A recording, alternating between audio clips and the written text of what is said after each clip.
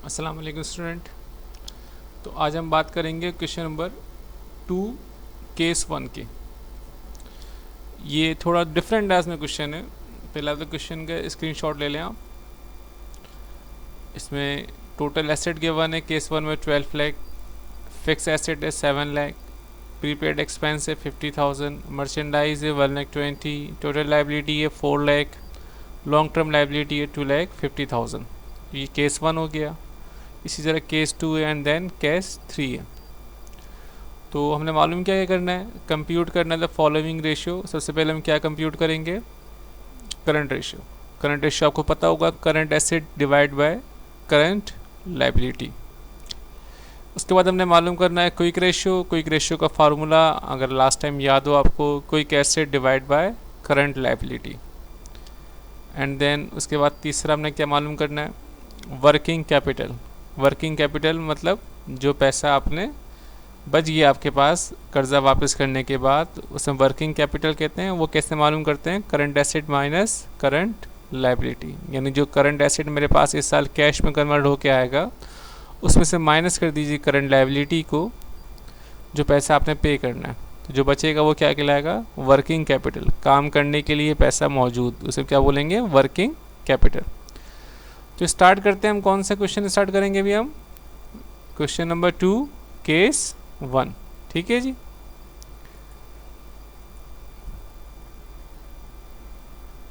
Question 2 case 1।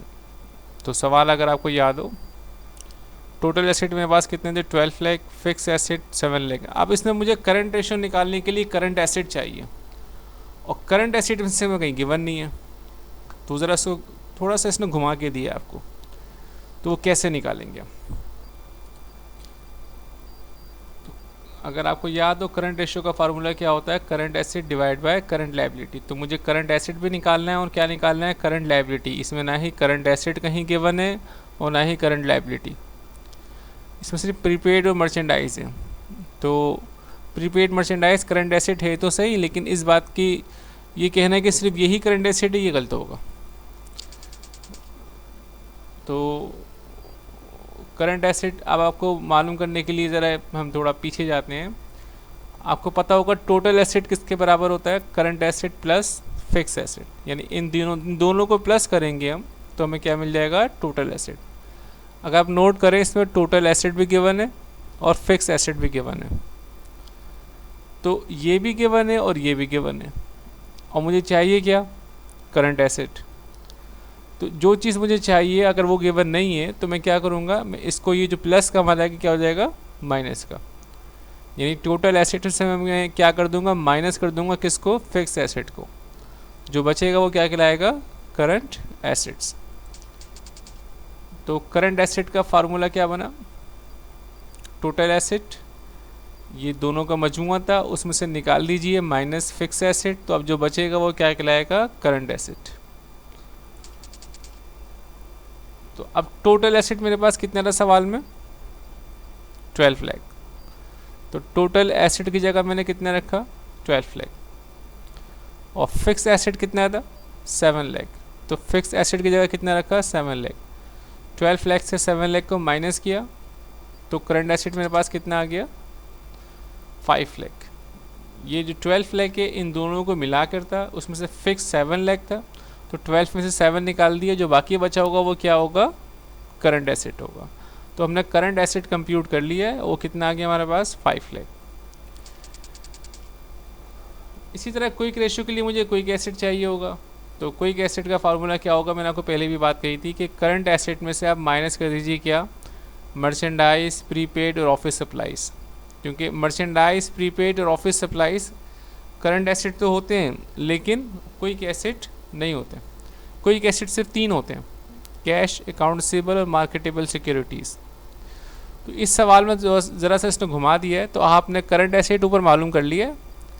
अब उसमें से इसने कहा है कि प्रीपेड भी है, मर्चेंडाइज भी है। तो प्रीपेड और मर्चेंडाइज को हम क्या कर देंगे, माइनस कर देंगे। ऑफिस सप्लाईज का जिक्र नहीं है, इसलिए उसको माइनस नहीं करेंगे। तो क्विक एसेट किसके बराबर हुआ, करंट एसेट 5 लाख जो हमने ऊपर कंप्यूट किया है, ये गिवन नहीं है इसमें, ये हमने ऊपर करंट एसेट हमने ऊपर कंप्यूट किया। कितना करंट एसेट कंप्यूट किया, 5 लाख। तो क्विक एसेट निकालने के लिए करंट एसेट कितना लिखा मैंने, 5 लाख। अब हर करंट एसेट क्विक एसेट नहीं होता, मर्चेंडाइज और प्रीपेड करंट एसेट का हिस्सा तो है, क्विक एसेट का हिस्सा नहीं है। तो क्विक एसेट निकालने के लिए मैं क्या करूँगा, इसमें से इन दोनों चीज़ों को माइनस करना है मुझे। तो मर्चेंडाइज कितनी गिवन है मेरे पास, 1,20,000। तो मर्चेंडाइज मैंने माइनस कर दी 1,20,000। और प्रीपेड एक्सपेंस कितने गिवन है मेरे पास, 50,000। तो प्रीपेड एक्सपेंस मैंने माइनस कर दिया कितना, 50,000। तो इन दोनों को अगर मैं करंट एसेट से निकाल दूंगा तो जो बचेगा वो क्या कहलाएगा, क्विक एसेट। तो क्विक एसेट कितना आया, 5 लाख में से 1,20,000 तो मर्चेंडाइज था, वो क्विक एसेट नहीं होता, उसको माइनस कर दिया। 5 लाख में से 50,000 प्रीपेड एक्सपेंस था, प्रीपेड एक्सपेंस क्विक एसेट नहीं होता, लिहाजा उसको भी माइनस कर दिया। तो अब क्विक एसेट मेरे पास कितना बचा है, 3,30,000। तो ये ध्यान में रखिएगा कि करंट एसेट हमने कितना कंप्यूट किया, 5 लाख। क्विक एसेट कितना कंप्यूट किया हमने, 3,30,000। अब मुझे निकालना है करंट लायबिलिटी। तो अगर आपको याद हो, शुरू में आपने पढ़ा होगा कि टोटल लायबिलिटी किसके बराबर होती है, current liability plus fix liability या लॉन्ग टर्म लायबिलिटी। तो इस सवाल को अगर आप गौर से देखें तो टोटल लायबिलिटी गिवन है 4 लाख और लॉन्ग टर्म लायबिलिटी भी गिवन है 2,50,000। तो ये गिवन है 4 लाख और ये भी गिवन है 2,50,000। तो अब मुझे ये निकालना है करंट लायबिलिटी। तो ये यहाँ प्लस का आ जाएगा, क्या हो जाएगा, माइनस का हो जाएगा। तो करंट लायबिलिटी का क्या फार्मूला बनेगा, टोटल लायबिलिटी में से आप माइनस कर दीजिए किसको, फिक्स लायबिलिटी को। तो करंट लायबिलिटी मेरे पास कितनी आएगी, अब total liability minus fix liability. तो करंट लायबिलिटी कितनी आ गई, 4 लाख में से टोटल लायबिलिटी है, उसमें से माइनस कर दीजिए फिक्स लायबिलिटी 2,50,000। तो करंट लायबिलिटी कितनी आ गई, 1,50,000। अब 3 बातें ध्यान में रखिएगा, करंट एसेट 5 लाख है, क्विक एसेट 3,30,000 है और करंट लायबिलिटी कितनी है, 1,50,000। इसका ज़रा स्क्रीनशॉट ले लें हम।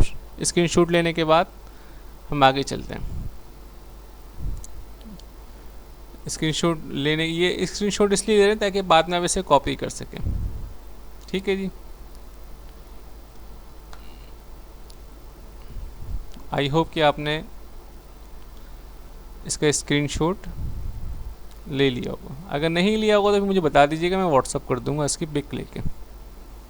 ठीक है, आगे चलते हैं।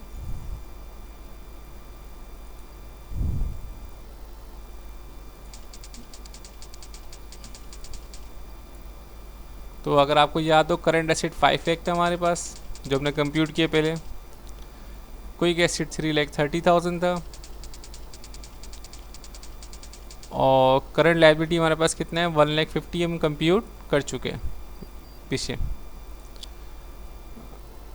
तो करंट रेशियो किसके बराबर होता है, current asset divide by current liability. Current asset हमने 5 लाख कंप्यूट किया, करंट लायबिलिटी 1,50,000, इसको ऊपर रखेंगे, 5 लाख को ऊपर रखा हमने, डिवाइड किससे कर दिया, करंट लायबिलिटी 1,50,000 से। करंट लायबिलिटी कितनी है मेरे पास, 1,50,000। तो 5 लाख डिवाइड बाय 1,50,000, 3.3 क्या आ गया मेरे पास, करंट रेशियो आ गया। क्या मतलब इसका, 1,50,000 लायबिलिटी को पे करने के लिए जो मेरे पास इस साल कैश आएगा वो कितना आएगा, 5 लाख, यानी वो 3.3 टाइम्स ज़्यादा है। करंट लायबिलिटी किसे कहते हैं हम, जो आप ऐसे लायबिलिटी, ऐसा कर्जा जो आपने इस साल पे करना है। तो इस साल आपने पेमेंट कितनी करनी है, 1,50,000 और इस साल आपके पास एसेट कन्वर्ट होकर कैश में कितना आएगा, 5 लाख। ये आपके पास अमाउंट आएगी, कैश में कन्वर्ट होगी और ये क्या हो जाएगी, आपके पास से चले जाएगी। तो आपने क्या किया, करंट एसेट को डिवाइड कर दिया करंट लायबिलिटी से, रेशियो क्या बना है, 3.3, यानी 1 रुपये के कर्जे के लिए आपके पास 3.3 टाइम्स ज़्यादा एसेट मौजूद है आपके पास। नेक्स्ट मालूम करते हैं हम क्या, क्विक रेशियो। क्विक रेशियो का फार्मूला क्या होता है, quick asset divide by current liability. Quick asset कितना हमारे पास, 3,30,000, करंट लायबिलिटी कितनी है हमारा, 1,50,000। तो क्विक एसेट की जगह हम 3,30,000 रखेंगे और करंट लाइबिलिटी की जगह हम कितने रखेंगे 1,50,000। Quick asset 3,30,000, current liability 1,50,000। थोड़ी सी मिस्टेक हो गई है, 3,30,000 आएगा यहाँ पर और 1,50,000 को डिवाइड कीजिएगा, इसका आंसर चेंज हो जाएगा। ठीक है जी, आई होप कि आप कर लेंगे। 3,30,000 को डिवाइड कर दीजिएगा 1,50,000 से। वर्किंग कैपिटल कैसे निकालते हैं हम? करंट एसेट में से हम माइनस कर देते हैं किसको? करंट लाइबिलिटी को। Current asset 5 lakh, current liability 1,50,000, यानी इस साल कैश मेरे पास कितना कन्वर्ट होके आ जाएगा 5 लाख के करीब, और मुझे इस साल पे कितना है 1,50,000 पे करना है। तो जो पैसा आएगा उसमें से हम माइनस कर देंगे जो मेरे पास से चला जाएगा, तो जो बाकी पैसा बचेगा उसमें क्या बोलेंगे? वर्किंग कैपिटल, यानी काम करने के लिए जो पैसा बचेगा, सरमाया। 5 लाख में से 1,50,000 माइनस किया तो कितना आ गया मेरे पास? 3,50,000।